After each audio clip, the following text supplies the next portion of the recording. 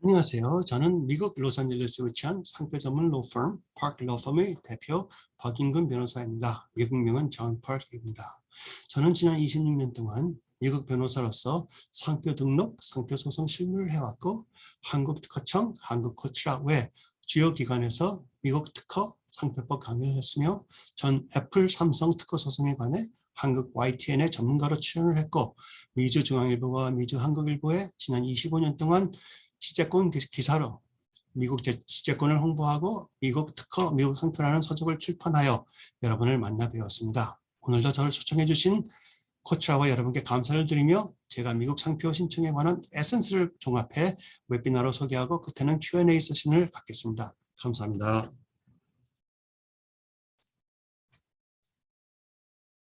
미국 상표 출원의 에센스, 코치라 웨비나, 존 파크. 상표는 상품이나 서비스 출처를 보호합니다. 상표는 물품을 보호함이 아니고 그 출처를 보호합니다. 그럼으로써 상표는 소비자 혼동을 막고 기업이 투자한 굿윌을 보호함으로 불공정 거래를 방지합니다. 미국에서는 사용된 상표를 우선적으로 보호를 해줍니다. 그러나 상표가 등록이 안 되어 있다 하면 그 마크가 사용된 지역에서만 보호를 받을 수 있습니다. 예를 들면 코리아타운에서 A라는 상표가 사용됐다 하면 그 A라는 상표가 알려진 인지도가 있는 코리아타운에서는 보호를 받을 수 있겠고요. 또 그 A라는 상표가 로스앤젤레스의 인지도가 높다 하면 로스앤젤레스에서도 보호를 받을 수 있습니다.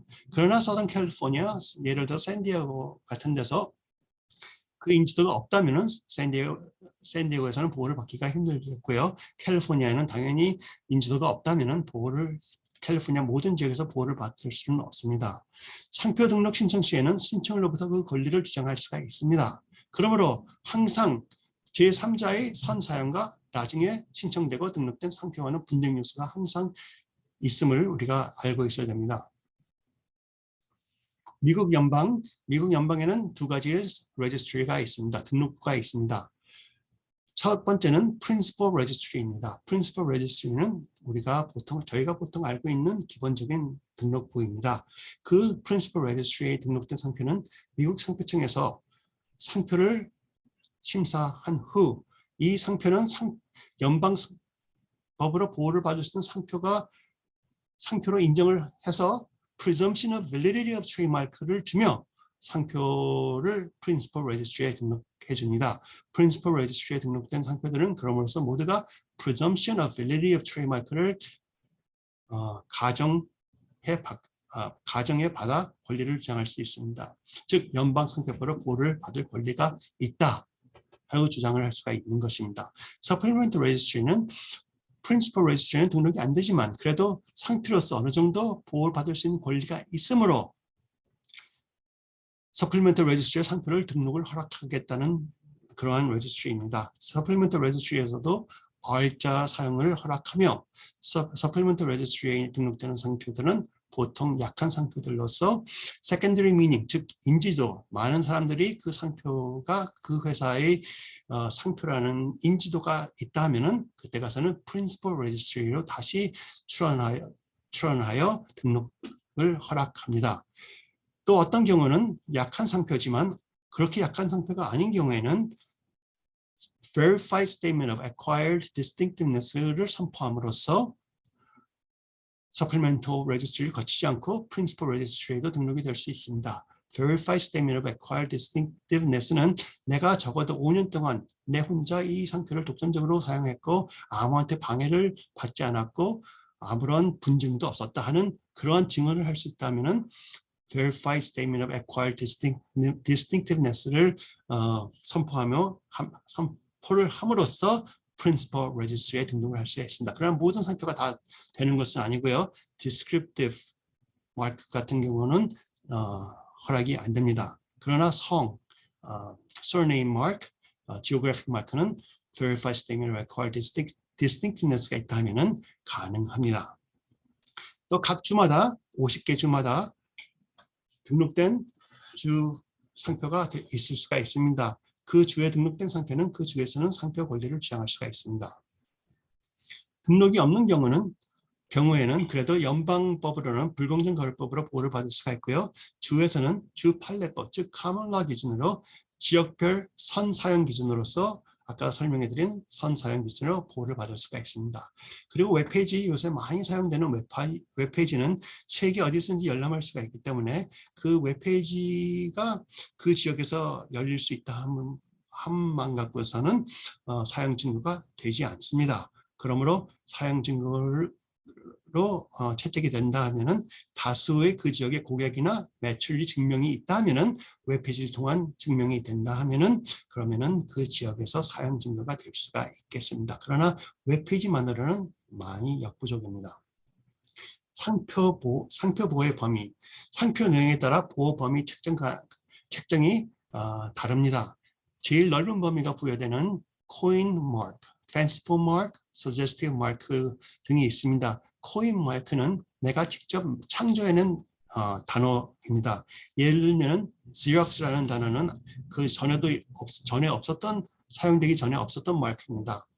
Xerox라는 회사가 이렇게 Xerox라고 상표를 만든다 하면 아무도 없기 때문에 우리 상표가 굉장히 귀중해진다 하는 그러한 믿음 안에서 만들어진 마크이기 때문에 굉장히 넓은 범위를 부여됩니다. 그리고 fanciful 마크는 좀 그냥 기본적인 단어지만 그 어떠한 상품에 독특히 사용되고 있다면 fanciful 마크로 넓은 보호를 받을 수 있습니다. 하나의 예는 즉 애플입니다. 그 사과라는 애플이라는 단어는 하나의 고유명사가 같지만 컴퓨터에 적용되는 것은 굉장히 독특한 사용입니다. 그러므로 애플이 컴퓨터를 판매하는 데 사용될 때는 굉장히 fanciful 마크로 넓은 보호를 받을 수가 있습니다. 또 suggestive 마크는 fanciful까지는 아니지만 descriptive 그러니까 형용적인 단어도 아니고 한참 오랫동안 생각을 하고 암시적으로 그 상품과 그 상표의 관계를 생각해야지만 알 수 있다면 넓은 보호를 받을 수가 있습니다. 이러한 세 가지 상표들은 다 Principal Registry에 등록이 됩니다. 그리고 Principal Registry에 등록이 안 될 수 있는 상표들은 약한 상표들로서 Descriptive, 그러니까 형용하는 마크죠. Surname, 성, Geographic, 지역, Trade Dress, 물품 디자인, 그리고 또 향기, 포장 모양, 색상, 소리, 디자인, 로고, 슬로건 등이 다 일시적으로 프린시플 레지스트리에 등록이 안 될 수 있는 상표들입니다. 기본적으로 어느 정도 약한 상표들입니다. 이러한 상표들은 우선 서플리멘털 레지스트리에 등록 가능성이 매우 높습니다. 그러나 secondary meaning, 인지도가 증명이 된다면 아까 말씀드린 것처럼 프린시플 레지스트리에도 등록 가능성이 부여됩니다. 또 상표가 등록이 안 되는 상표들은 generic, functional, immoral은 부도덕한 단어가 되겠습니다. 아니면 non-trademark use, 상품의 출처를 의미하지 않는다. 어떠한 다른 기본적인 뜻이 있기 때문에 그 뜻을 표현하는 것이지 상표의 출처를 뜻하는 것이 아니다 하는 그러한 단어들은 non-trademark use로 상표 등록이 안 됩니다. 제네릭은 사과, 아까 애플을 사과를 표현하는데 사과라는 물품에는 과일에는 붙이면은 그 사과라는 그러한 상표를 허락했다면은 아무도 그 사과라는 애플을 사과를 표현할 때 판매할 때 사용할 수 없기 때문에 그러한 제네릭 마크는 상표 등록이 안 됩니다. 상표 등록 및 보호 범위, 상표 보호 범위는 상표 전체를 비교했을 때 부여됩니다. 그러므로 혼동 가능성이 충분히 있다면 A라는 상표와 B라는 상표를 비교했을 때 혼동 가능성이 충분히 있다면 침해를 인정하며 특허청에 A라는 상표가 등록이 있는데 B라는 상표를 전체를 비교했을 때 혼동 가능성이 있다 생각하면 상표 등록이 허락이 안 됩니다. 그러한 혼동 가능성이 있느냐 없느냐 판단은 객관적인 요소들을 비교로 주관적인 판단으로 판단합니다. 또 핵심적인 단어나 디자인에 핵심적인 디자인, 독특한 디자인에 큰 비중을 주게 됩니다. 그럼 상표 혼동 비교에 의해서 객관적인 요소들을 바라보면은 보이는 상표의 비교, A라는 상표와 B라는 상표의 보이는 모습이 비슷한 혼동이 있느냐, 또 읽어서 들리는 상표 소리, A라는 상표와 B라는 상표를 읽었을 때 그 소리가 혼동이 있을 수 있는가, 세 번째, 보이고 들리는 상표의 뜻과 의미, 외국어를 포함한 뜻이 무엇인가? A라는 상표와 B라는 상표는 외국어인데 외국어의 뜻은 A라는 상표와 똑같다 하면은 그것은 혼동이 있다고 간주할 수 있습니다. 상표로서의 강약성, 조금 전에 말씀드렸죠. 어떤 상표는 강하고 어떤 상표는 약하고, 물품과 서비스의 관계성. 예를 들면은 내가 옷을 판매하는데 다른 사람들은 케미컬을 판매하는데 똑같은 상표를 사용한다. 그러면 옷하고 케미컬하고의 관계성이 어느 정도 있느냐? 그러한 관계성을 비교를 하고요.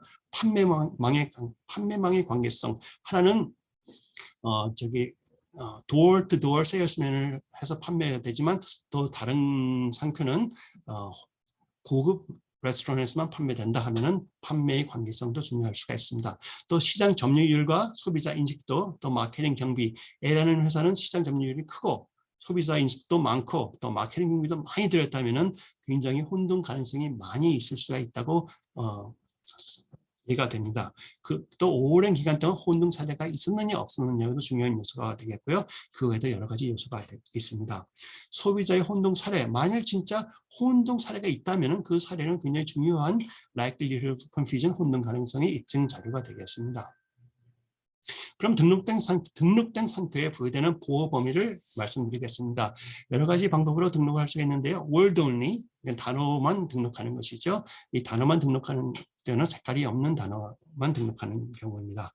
logo only 또는 design only, 로고만 등록하고 아니면 디자인만 등록하는 것이죠. 한글, 한문 등 알파벳이 아닌 언어는 하나의 디자인으로 취급합니다. 왜냐하면 영어로 읽을 수가 없기 때문에. 월드 앤 디자인이 같이 등록을 할 수 있습니다. 월드하고 또 로고하고 같이 등록을 할 수 있는데 그러한 등록에는 장점과 단점이 있습니다.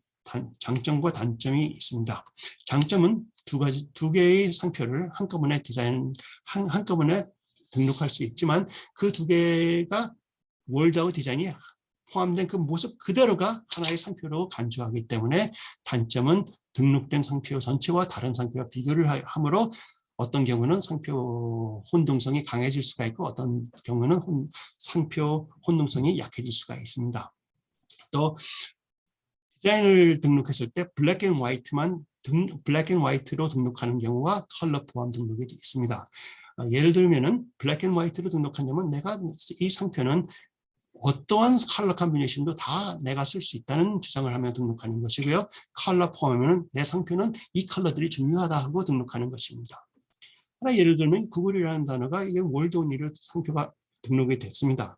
이러한 경우가 있고 또 이 구글이라고 컬러로 등록이 된 경우가 있습니다. 그러니까 컬러와 이 로고라고 볼 수도 있겠죠. 그걸 디자인이라고 볼 수도 있고 단어도 볼 수 있습니다. 그러면은 월드 앤 디자인 같이 포함된 상표 등록이 되겠습니다. 이러한 경우에 이 구글이랑 월드라는 단어만 비교했을 때 어떤 사람이 두플이라는 단어를 상표로 쓴다면은 구글하고 두플은 비교했을 때 보이는 비교와 소리 비교와 뜻 비교했을 때 혼동이 없다고 간주할 수 있습니다. 그러나 이 두플이라는 회사가 두플을 사용할 때 이러한 컬러 컨비네이션을 쓴다면 이 구글과 두플, 이 구글 G자도 다른 것보다 크고 이 작은 G는 밑으로 내려와 있고 또 컬러 컨비네이션도 이 순서까지 똑같다면 이 충분히 혼동 가능성이 있다고도 볼 수가 있습니다. 그러면은 미국 연방 상표 신청 방법은 네 가지로 크게 나눠집니다. 첫 번째는 연방 사용 기준, Actual Use Application입니다. 상표가 사용된 물품명만 신청하게 되어 있습니다. 서비스명만 신청하게 되어 있습니다. 이러한 경우는 내가 A라는 상표를 가나다라마라는 물품에 붙여서 지금 사용하고 있다 하고 신청을 해야 됩니다. 그러므로서 사용 증명을 하며 신청을 해야 됩니다. 옛날에는 많은 신청인들이 A라는 상표를 한 5가지만 사용하면서 한 20가지를 등록을 하는 경우가 있었습니다. 그러한 경우는 이제 사실 불법이죠. 내가 사용하는 물품에만 신청을 하게끔 되었습니다. 이제는 아디트에 걸려서 고생하시는 분들이 많이 생기기 시작하고 있습니다. 또 두 번째는 미국 연방 예비 사용 기준이 있습니다. 이거는 내가 아직은 사용하지 않지만 내 권리가 아직은 미흡하지만 그러나 신청을 함으로써 접수를 함으로써 오늘부터 이 상표를 내가 사용한 것을 증명하며 앞으로 사용할 것이다 하고 신청을 하는 것입니다. 이러한 경우에는 내가 아직 사용하지는 않고 있지만 내가 사용하고 싶다 하는 그러한 상품명들을 다 올릴 수가 있습니다. 그러나 나중에 등록이 완성될 때는 등록이 허락되고 사용증명을 할 때는 내가 사용을 하고 있는 물품만을 남겨놓고 다른 사용하지 않는 상품명들은 다 삭제를 해야 됩니다. 또 미국 상표 등록 기준은 외국의 상표가 등록이 되어 있을 때는 그 등록 기준으로 미국 사용 상표를 증명할 필요 없이 미국도 상표 등록을 할 수 있습니다. 그러나 미국 등록 후 5년부터 6년 후에는 미국에서 상표 사용되는 물품만을 증명하며 기록할 수 있습니다. 사용하지 않는 물품들은 다 삭제를 해야 되겠죠. 그리고 네 번째는 외국 상표 신청 기준으로서 신청 기준으로 미국에서 신청은 할 수가 있습니다. 그러나 신청 기준을 했을 때 외국 상표 등록이 안 된다면은 미국 상표도 등록이 안 됩니다. 그리고 외국 상표 등록이 됐을 때 그 등록된 상표 등록부를 카피와 번역부를 미국에 제출하며 이제는 등록이 됐으니까 내 신청 기준을 바꿈으로써 외국 상표 등록 기준으로 등록해 주십시오 하고 신청하게끔 절차를 밟아야 됩니다. 다만 하나의 좋은 것은 외국 상표를 신청했고 즉 한국에서 상표를 신청한 후 6개월 내에는 미국에서도 그 신청일을 기준으로 우선권을 주장하며 미국에서도 상표를 신청할 수가 있습니다. 미국 연방 상표를 신청하실 때 준비 필요한 요소들은 상표죠. 당연히 상표를 택하셔야 되고 그 상표의 뜻, 또 기존 인더스트리의 독특한 뜻이 있나 없나를 판단하셔야 됩니다. 또 외국어가 포함이 되어 있다면 영어 번역이 필요하고요. 로고인 경우 아니면 디자인인 경우는 선명한 디자인을 JPEG 파일로 준비해 주시면 제일 좋습니다.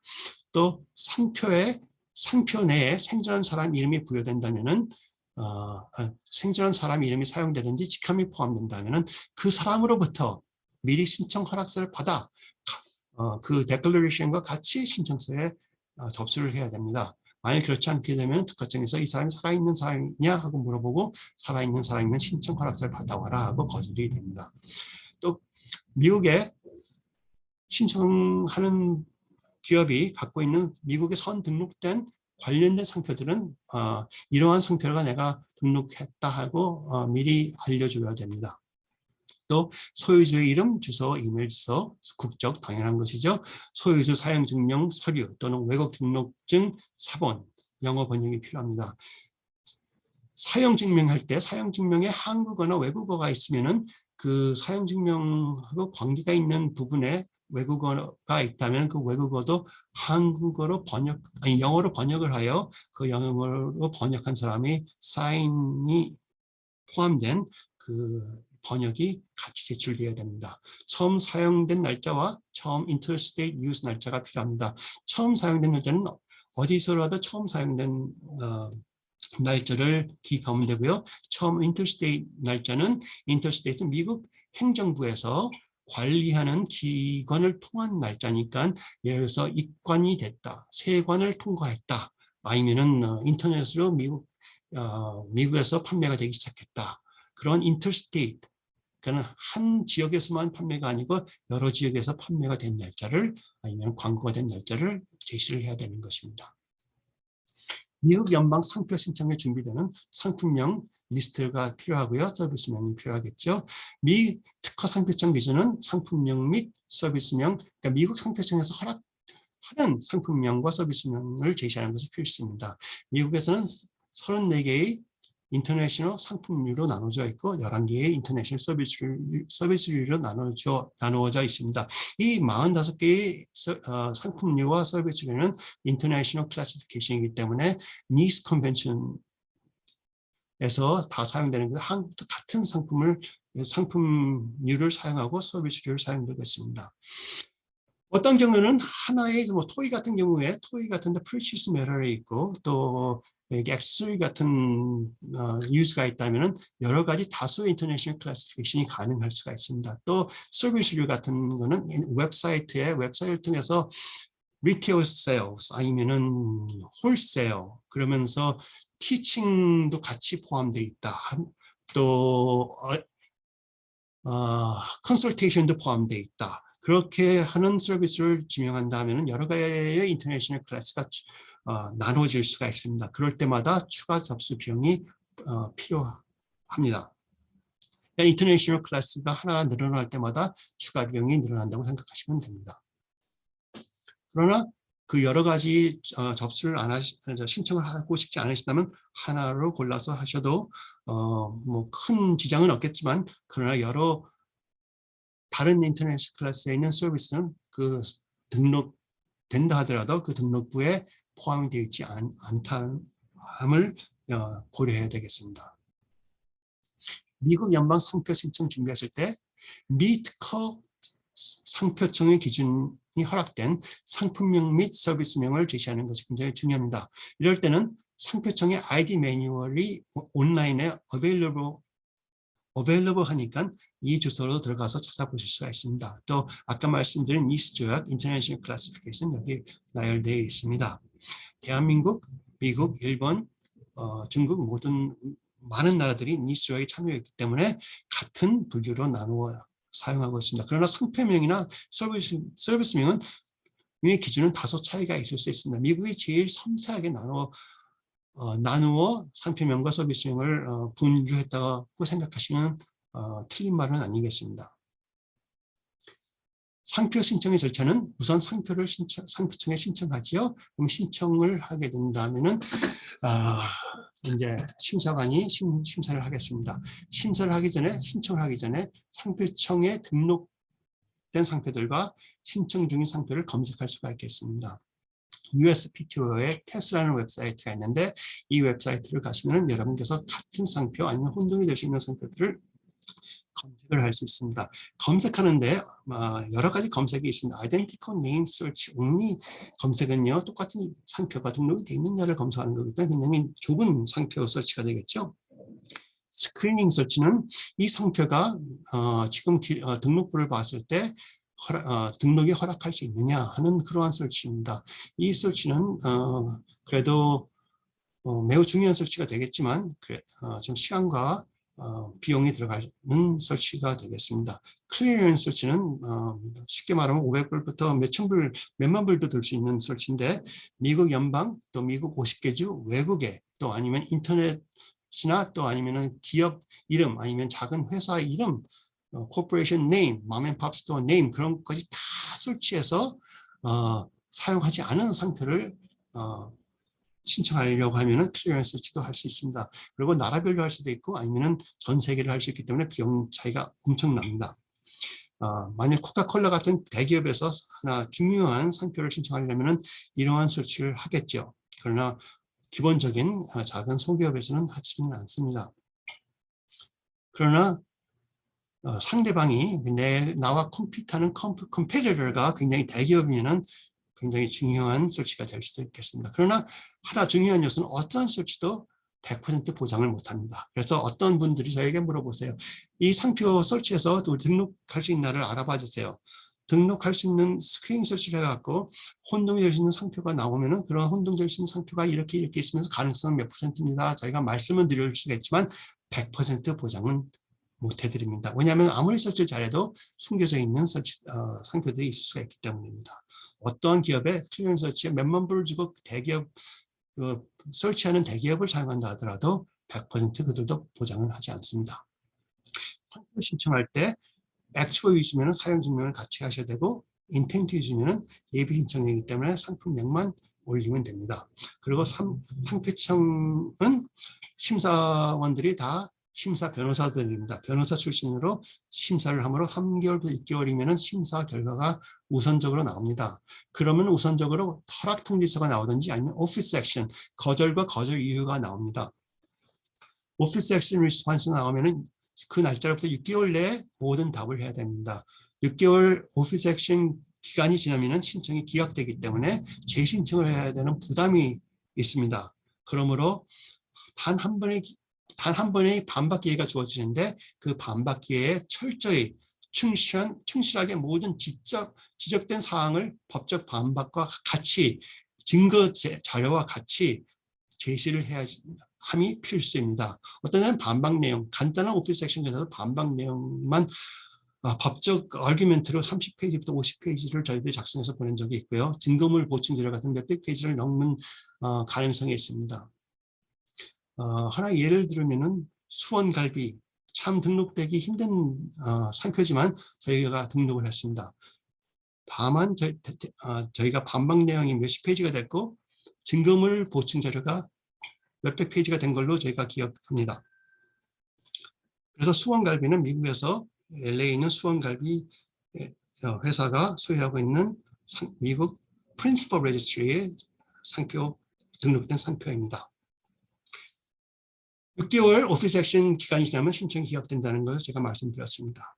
그리고 만일 한 번의 반박 기회에 우리가 답을 했는데 모든 지적된 사항을 다 반박해서 극복했는데 심사관이 또 다른 추가 지적을 하며 또 6개월 기간을 주며 오피스 액션을 또 제시할 수가 있습니다.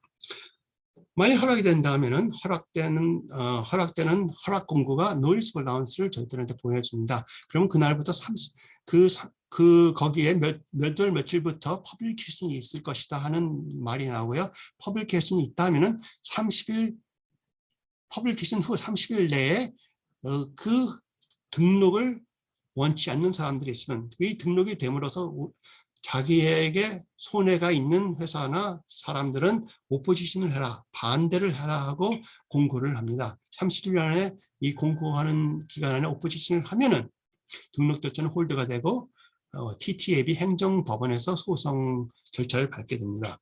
양사 합의로서 합의 가능이 있으며 심사관이 인정해 줄 수가 있습니다. 그러고 만약 등록이 된다면 등록증이 나오고요. 예비 신청 경우에는 그런 오포지션을 통과한 후 6개월 내 사용증명을 하라고 사용증명하라는 통지서가 옵니다. 기간 연장 예비 사용 같은 경우는 이 6개월 내 사용증명을 해야 되지만 계속 사용증명을 못하고 연장을 6개월씩 5번 할 수 있으므로 3년까지 연장할 수가 있습니다. 그럼 예비 신청 해갖고 이 노티스 얼라운스 났을 때 사용증명을 할 때 사용증명 자료가 제출 날짜보다는 선사용이 되어야 되고요. 사용증명 자료를 제출했을 때 사용증명 자료가 불충분한 이유로 기각되는 경우가 있습니다. 이러한 경우에 이 허락된 6개월이 지나간다면은 그 6개월이 지났기 때문에 새로 제출하는 사용증명을 안 받아줄 수 있기 때문에 불확실한 사용증명 자료를 제시할 때는 6개월 내 기한 연장을 같이 하며 청구하는 것이 좋은 방법 중에 하나입니다.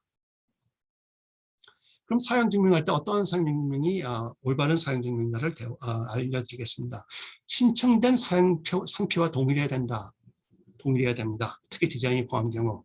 여기에 등록되어 있는 워너 패시픽이라는 상표가 있습니다. 여기 로고와 같이 있습니다. 이러한 경우는 워너 패시픽과 이 로고가 있을 때 상표 사용 증명을 할 때 워너하고 패시픽에 떨어져 있는 상표를 떨어져 있게 상표를 사용하고 있다면은 그 사용 증명이 안 됩니다. 그리고 이 네 개가 같이 있지 않다면은 그 네 개의 사각형이 같이 있지 않다면 그것도 사용 증명이 안 됩니다. 왜냐하면 이 모양과 똑같아야 됩니다. 즉 이 네 개의 사각형이 앞에 온다. 그것도 똑같은 사용이 아닙니다.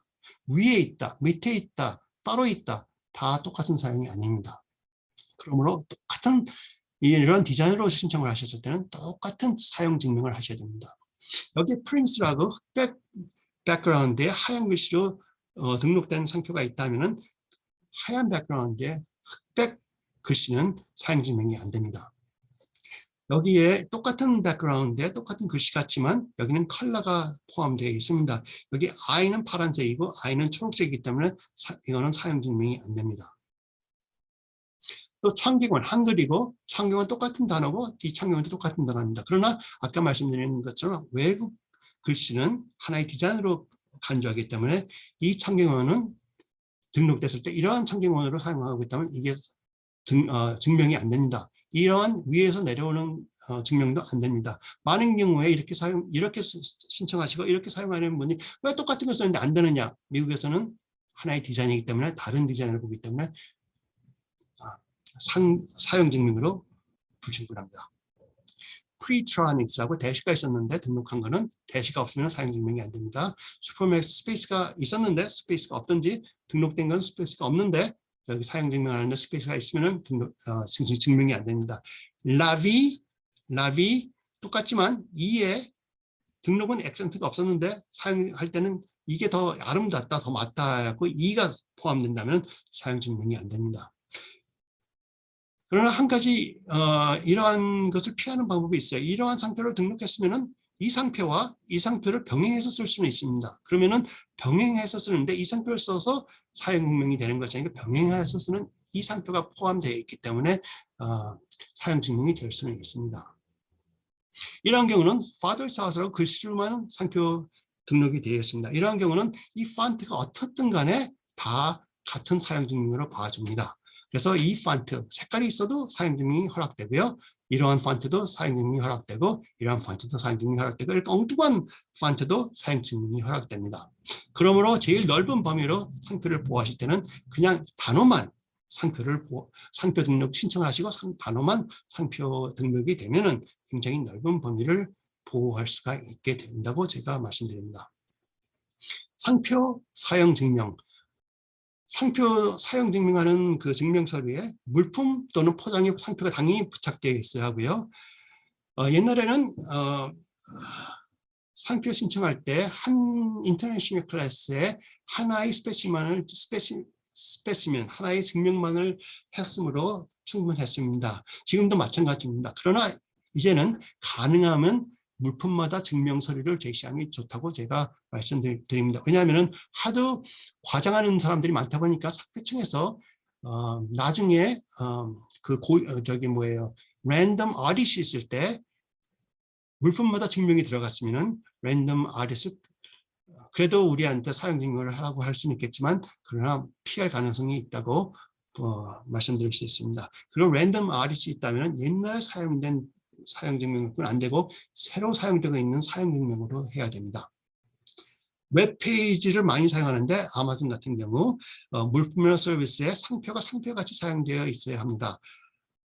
그래서 서비스는 그러니까는 옷에 상표가 붙어 있다면은 웹페이지에 있는 옷과 그 상표가 거의 가까이 붙어 있어야 되고 옷하고 이 상표와 관계가 있음을 분명히 웹페이지에서 보여야지만 가능합니다. 그리고 서비스는 사용 증명 자료 내 관련된 서비스가 꼭 표현되어 있어야 합니다. 서비스가 어렴풋이 설명되어 있으면 불충분한 자료로 간주됩니다. 예를 들어서 상표 신청했을 때 우리는 공부를 가르치고 educational services와 advertising도 하고 인터넷 온라인 질문도 받는다 하는 그러한 자료를 했으면은 그러한 목록으로 서비스를 신청하셨다면 그 모든 게 다 사용 증명 자료 내에 있어야지만 됩니다. 웹페이지를 서밋한다면은 PDF 파일로 프린트해서 서밋하는 게 좋고요. 아니면 스크린 캡처도 가능하지만 그 웹 애드레스 URL이 보여야 되고 프린트한 날짜가 보이게 해야지만 상표청에서 받아주는 상표 증명으로 가능합니다. 왜냐하면 심사관이 웹 애드레스를 방문해서 자기가 또 찾아보며 진짜 사용하나를 검토하기 때문입니다. 그리고 이 알짜 등록된 상표의 마크는 등록 전에는 사용 불가합니다. 그래서 아직은 등록되지 않았는데 인텐트 유즈 같은 경우 선사용 신청을 했을 때 허락은 받았지만 사용 증명을 해야 될 때 어떤 사람이 알짜를 붙여서 사용 증명을 하게 되면 그것은 사용 증명으로 불충분한 사용 증명이 되겠습니다. 알짜가 있기 때문에 아직 등록이 완성되지 않았거든요.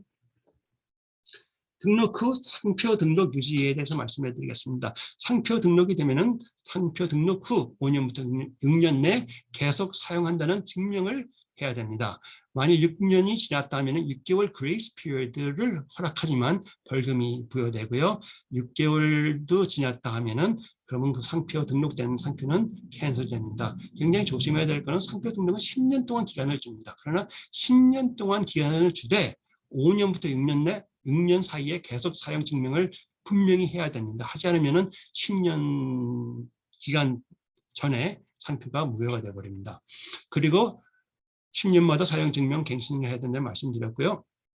5년 후에는 Declaration of Incontestability라는 선서를 할 수 있습니다. 이 Declaration of Incontestability는 무엇이냐면은 내가 5년 동안 아무런 문제 없이 나 혼자 독점해서 사용했고 아무런 나보다 선 권리를 주장할 수 있는 사람을 내가 모른다 하는 그러한 데클레이션을 증언을 하는 겁니다. 그 증언서를 특허청에 접수를 하면은 다른 사람들이 내가 당신보다 먼저 사용했어 하고 등록 취소하는 캔슬레이션 공격을 무조건 방지해 줍니다. 또 내 상표가 약한 상표라고 약한 상표이기 때문에 등록 취소해 달라는 그러한 공격을 무조건 방지해 줄 수가 있습니다.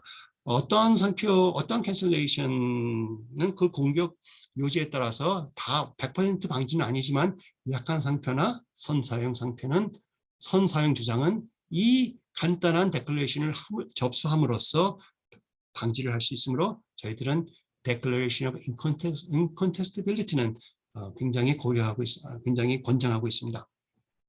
그리고 한 2년 전부터 시작했는데 5년 한 몇 년 전부터 시작했는데 무작위 랜덤 어딧이 시작됐습니다. 그래서 상표 등록이 된 5년이 지난 상표들은 데클레이션을 하더라도 이 사용증명을 하더라도 무작위로 어딧이 나옵니다. 많은 상품을 사용한다고 했던 경우는 특별히 나올 수가 있고 이 사용증명할 때 이 상품마다 사용증명을 안 한 경우는 이 랜덤 어딧에 하나하나 사용 증명을 하라 하고 제시를 하며 만일 사용되는 증명을 하지 못하는 경우는 그 상품명을 그 등록된 목록에서 삭제를 해야 됩니다. 그리고 굉장히 중요한 거는 저희들한테 많이 찾아오시는 경우는 다른 데서 상표가 등록됐는데 자신의 상표가 등록됐다고 믿고 있어요. 10년 기간이라고 믿고 있어요. 그러나 5년부터 6년 사이에 계속 사용 증명을 안 했으므로 상표가 취소된 경우가 많습니다. 그런 경우가 있습니다. 그런 때는 그 대리인이 노리스를 보내줬어야 되는데 대리인이 노리스를 안 보내줬든지 노리스를 보내줬는데 5년부터 6년이라는 긴 세월이니까 내가 나중에 등록하면 되겠지 하고 깜빡하고 기간이 지나는 경우가 많습니다. 저희 같은 경우는 한 서너 번 노리스를 보내드려요. 5년 전에, 5년 될 때, 6년 전에, 6년 되자마자 그레이스 피리어드 있다 하고 보내드립니다. 그럼으로써 저희로 통하여 그 공고를 못 받아서 캔슬됐다 하는 경우는 있지 않겠죠. 그러므로 모든 노리스 시간 맞춰 분명히 보내주는 대리인을 찾는 게 저는 참 중요하다고 생각합니다. 여러분이 저희를 사용하지 않으셔도 굉장히 중요한 요소니까 이러한 편지를 보내주냐 분명히 확인해 보십시오. 외국에 상표 신청하는 방법은 각 국가의 그 나라마다 그 나라 상표를 신청하는 경우가 있고요. 그 신청 국가의 사용 기준 아니면 예비 기준 아니면 미국 연방 등록 기준, 미국 신청 기준 그러한 방법으로 신청할 수가 있고요.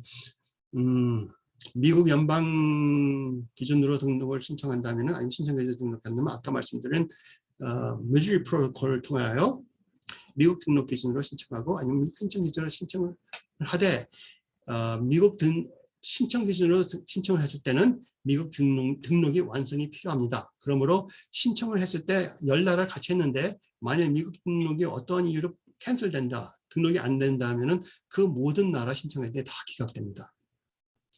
그러므로 각 국가마다 신청하는 비용은 각 국가마다 신청하는 비용이 메주리 프로토콜로 신청하는 비용보다 훨씬 많고요. 메주리 프로토콜은 훨씬 절감을 할 수 있지만 비용을 절감할 수 있지만 등록이 안 되면은 전부 다 기각되는 부담이 있을 수가 있습니다.